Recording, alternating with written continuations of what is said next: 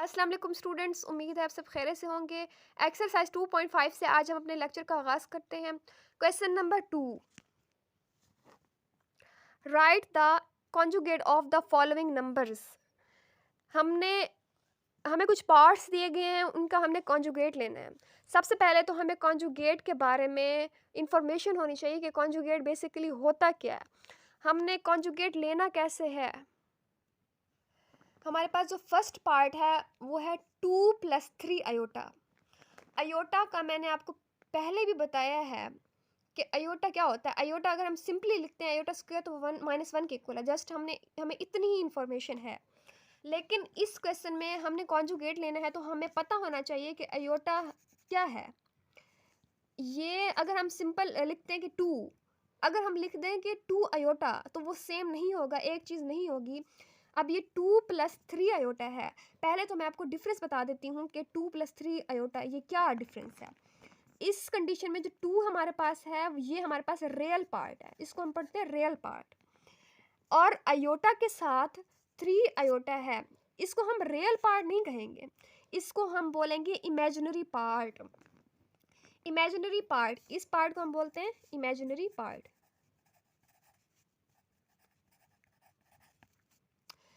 ये हमारे पास real part है और जिस भी डिजिट के साथ अयोटा मल्टीप्लाई हो रहा हो उसको हम इमेजिनरी पार्ट ही बोलते हैं। चाहे अयोटा किसी डिजिट के साथ मल्टीप्लाई हो या ना हो, जहाँ पर भी अयोटा हम देखेंगे हम कहेंगे this is an imaginary part and this is real part. इसको हम रियल पार्ट पढ़ते हैं और इसको हम इमेजिनरी पार्ट पढ़ते हैं। ठीक है। अब हमने अगर कॉन्जुगेट लेना है 2+3 अयोटा का कॉन्जुगेट लेना है तो हम कैसे लेंगे वो आज मैं आपको बताती हूँ।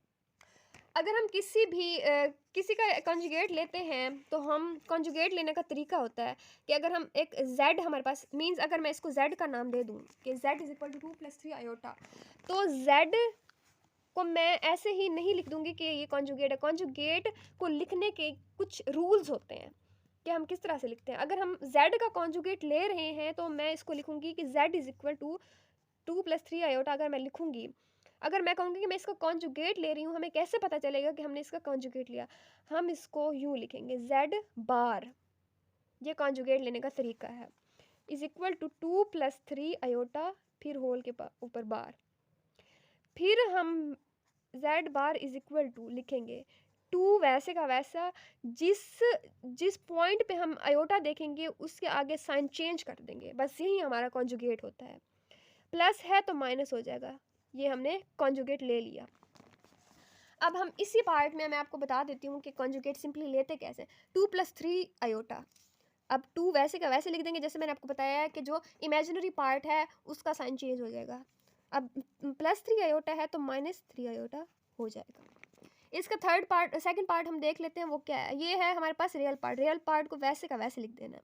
हमारे पास जो इमेजिनरी पार्ट है ये नेगेटिव साइन है तो ये पॉजिटिव हो जाएगा, बस यही कॉन्जुगेट है।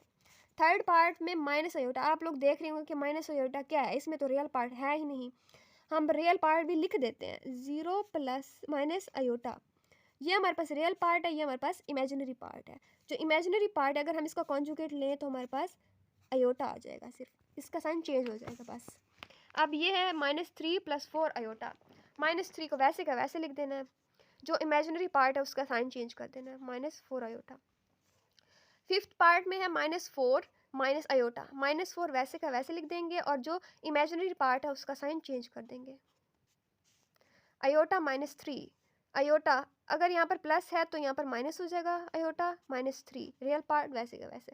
ये हमने कॉन्जुगेट्स लिए इन पार्ट्स के। उम्मीद करती हूँ कि आज का लेक्चर आपको बहुत अच्छे से समझ आया होगा। Thank you.